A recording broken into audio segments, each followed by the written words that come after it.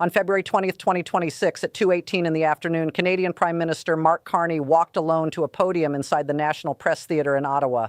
No advisors flanked him. No ministers stood at his side. There was no announced agenda, no advance notice of what was coming. Less than an hour's warning had been given before the press conference, and yet live feeds were already running across every major broadcast network in North America and beyond. Carney adjusted the microphone, looked directly into the cameras, and stood still in a packed, silent room. What followed was 4 minutes and 17 seconds of words that changed everything. If what you are about to hear resonates with you, if the health of our alliances, the integrity of our institutions, and the long arc of Western leadership matter to you, then hit that subscribe button right now. We have viewers watching from Washington and Warsaw, from Ottawa and Ontario, from London and Los Angeles. Drop a comment and tell us where in the world you are watching from. Give this video a like and share it with someone who still believes that clear thinking and rigorous analysis matter. Now let's get into it. I am a senior political and news analyst focused on the bilateral relationship between the United States and Canada. I have spent my career tracking the intricate mechanics of policy, trade, security architecture, and public opinion that bind, and at this moment stress, these two nations. What I am going to walk you through is not a diplomatic footnote. What I am going to walk you through is a structural rupture between two countries that have shared the world's longest undefended border for more than a century. Carney read his remarks calmly and deliberately, directly from the page. He refused to take questions. He did not pause for reaction. He said only what his nation and a significant portion of the watching world had been waiting months to hear from a Western leader. When he finished, he folded his statement, stepped away from the podium, and walked out without looking back. Within minutes, the video went viral across every social media platform.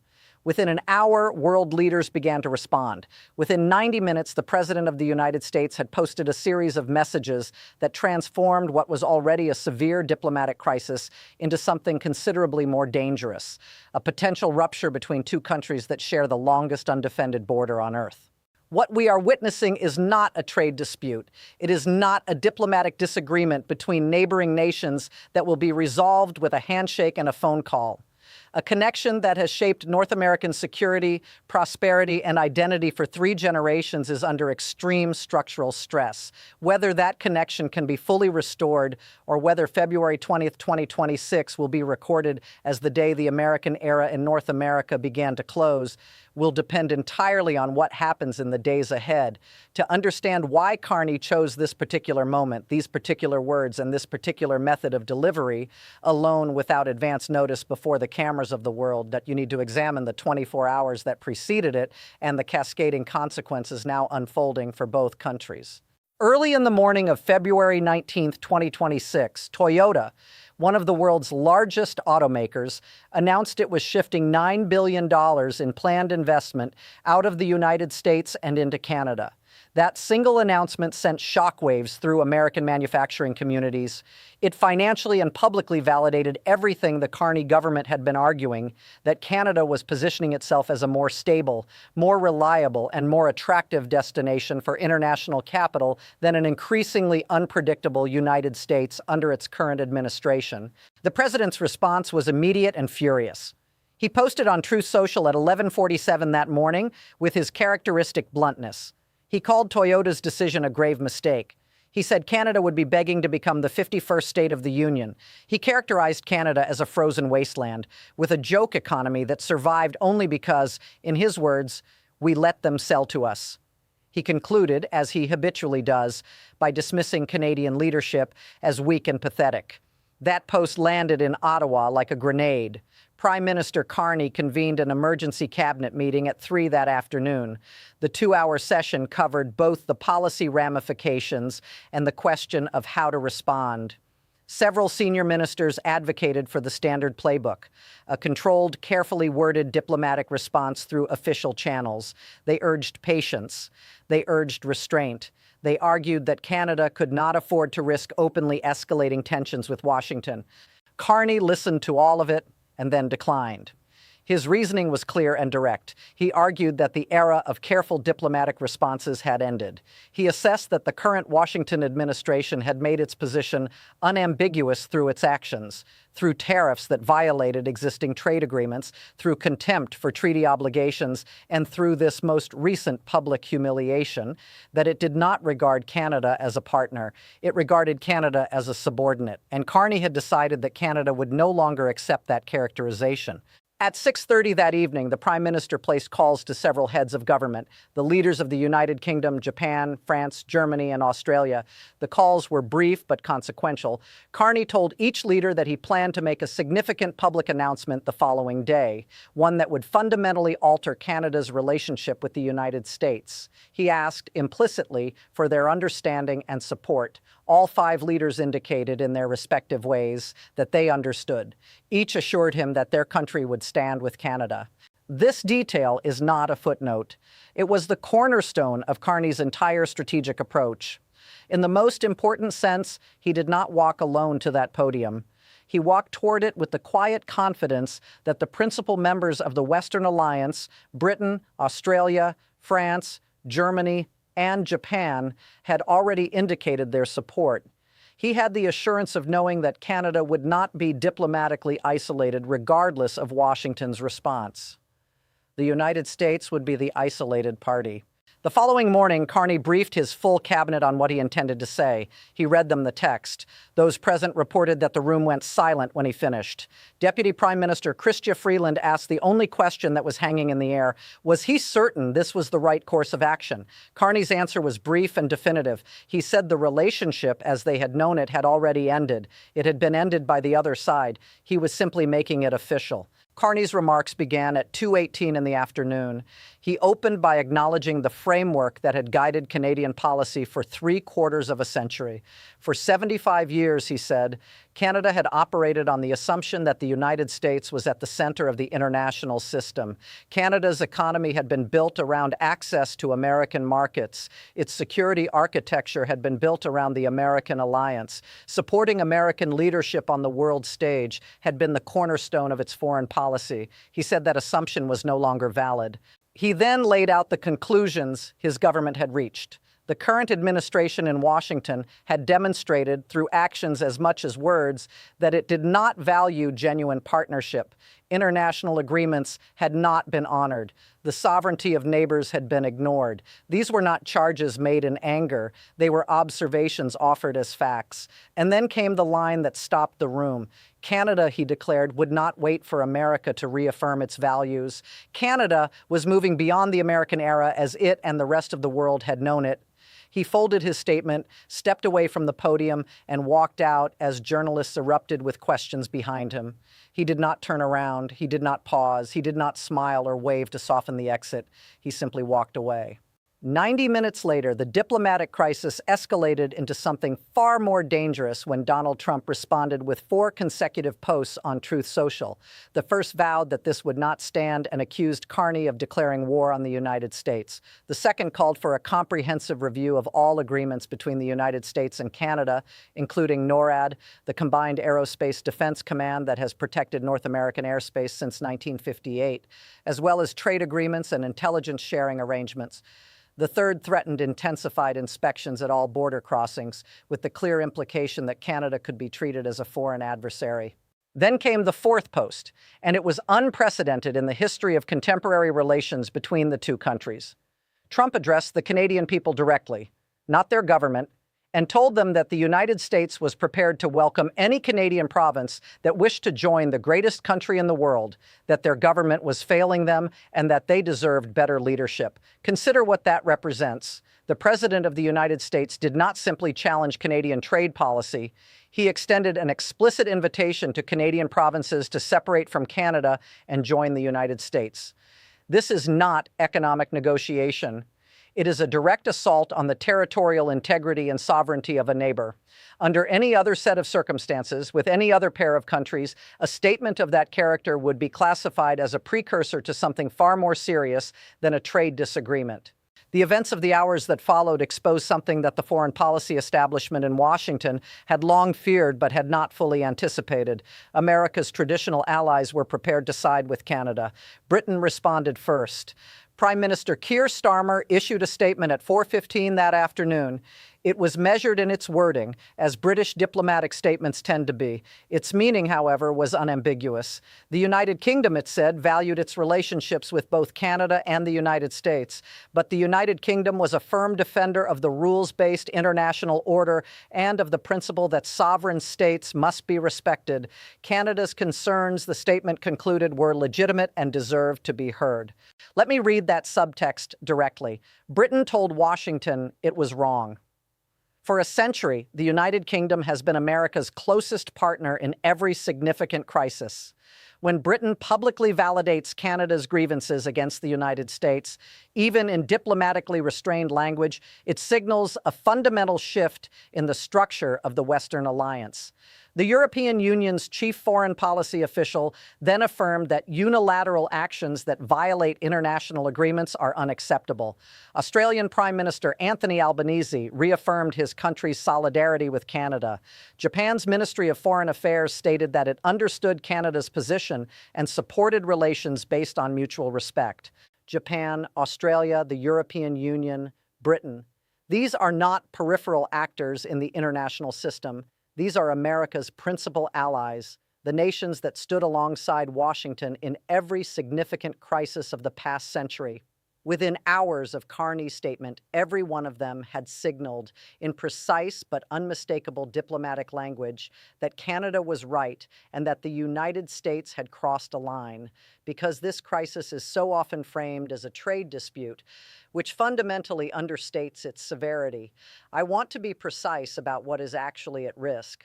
The relationship between the United States and Canada is not merely economic. It is a security relationship. It is an intelligence relationship. It is a military relationship. The foundation of that relationship is the shared conviction that these two nations hold the same values, face the same threats, and will support each other when it matters most. NORAD, the North American Aerospace Defense Command, is the military institution that monitors the skies over North America and provides early warning of ballistic missile attacks and other aerial threats. It has operated continuously since 1958. Its command structure is fully integrated with Canadian military personnel at every level.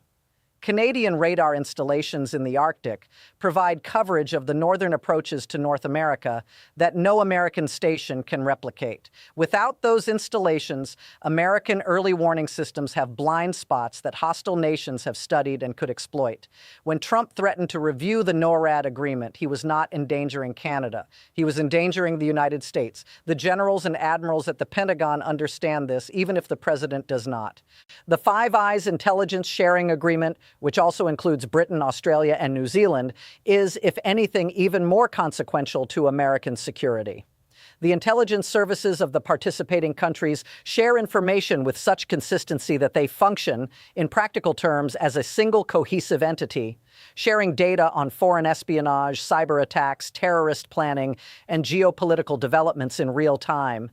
If the intelligence relationship with Canada degrades, the United States loses capabilities that no other arrangement can replace. Both nations become considerably less secure, but America, as the primary target of most of the threats that Five Eyes monitors, has the most to lose.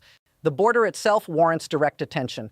The United States-Canada border stretches 5,525 miles, the longest international boundary in the world, and has operated throughout contemporary North American history on a foundation of mutual trust. There are no walls. There are no military installations along its length. If the president follows through on his threat to treat Canada as a foreign adversary, the daily flow of trade and people will effectively cease. Communities dependent on cross-border commerce will face economic destruction, and the goodwill that has made North America the most stable and prosperous region on Earth for 8 decades will be replaced by suspicion and fear. The state of affairs inside the federal government in Washington is best described as controlled chaos. The Pentagon is in crisis mode. Senior military commanders are attempting to convey to the White House the catastrophic implications of threatening NORAD and the intelligence sharing architecture.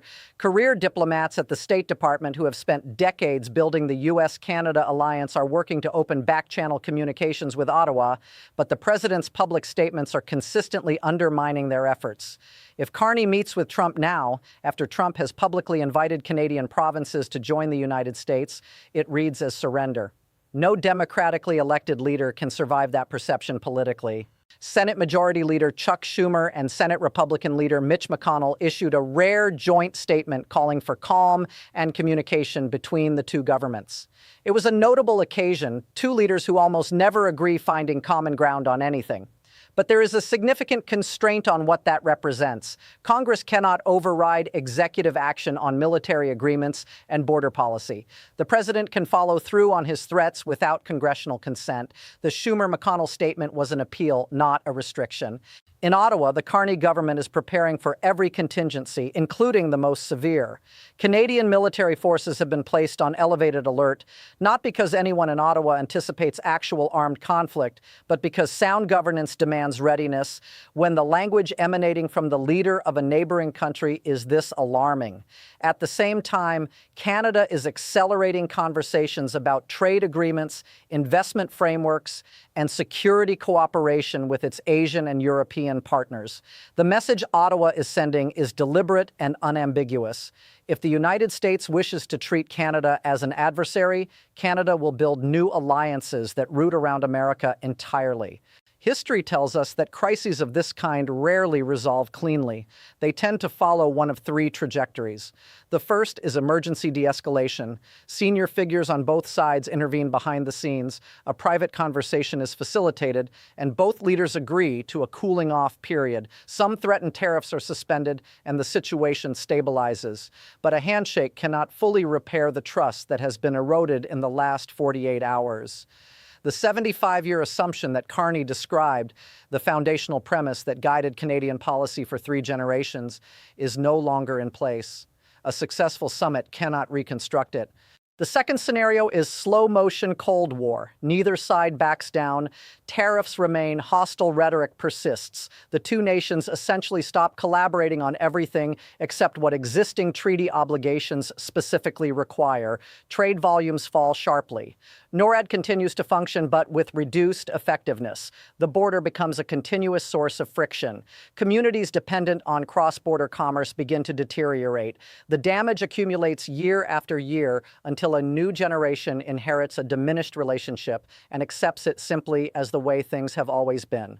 The third scenario is rupture, the outcome that diplomats on both sides of the border have spent decades working to prevent. Trump's threats become actions, portions of the NORAD agreement suspended, intelligence sharing halted, troops deployed to the Canadian border. Canada formally terminates its cooperation and begins negotiating security arrangements with Germany, France, and the United Kingdom. America's other allies begin recalculating their own interests. The Western Alliance, in the defining security framework of the free world since the Second World War, begins to fracture along lines that may never be fully repaired. Senior national security officials in multiple countries are actively planning for this contingency. It is no longer unthinkable. The next 72 hours may be the most consequential in the history of U.S.-Canada relations. There are specific signals worth monitoring. The first is whether a former American president issues a public call for de-escalation. Such a statement could provide the current president with political cover to retreat from his most extreme threats without appearing to concede. The second is whether Canada responds with tangible, non-rhetorical retaliation. If Ottawa begins redirecting economic relationships, or if Canadian military forces make visible adjustments to their operational posture, it signals that Carney intends to follow through. The third and most critical indicator is whether Trump withdraws his threat to specifically review the NORAD agreement. Trade agreements can be renegotiated, tariffs can be adjusted, diplomatic language can be walked back, but NORAD is different. It is the cornerstone of North American security. If the United States government formally questions that commitment, the damage to American credibility as an alliance partner with every other nation on Earth may be irreparable. Mark Carney stood at a podium and declared that the American era is over. Donald Trump responded by proposing that Canadian provinces join the United States. America's closest allies openly sided with Canada. The Pentagon is on alert. The State Department is in disarray. Congressional leaders are concerned, but constitutionally constrained. The moment that analysts had warned about for years has arrived faster than almost anyone predicted. A neighboring nation, pushed to the limit of its tolerance by an administration that treats agreements as obstacles and partners as subordinates, stood up and said, enough. Whether the relationship between the United States and Canada has been fundamentally altered is no longer an open question. It has been. That transformation was completed the moment Carney walked out of the National Press Theater without answering a single question. The most urgent question now, the one that will define American foreign policy, American credibility, and American character for the years ahead, is what we intend to do about it.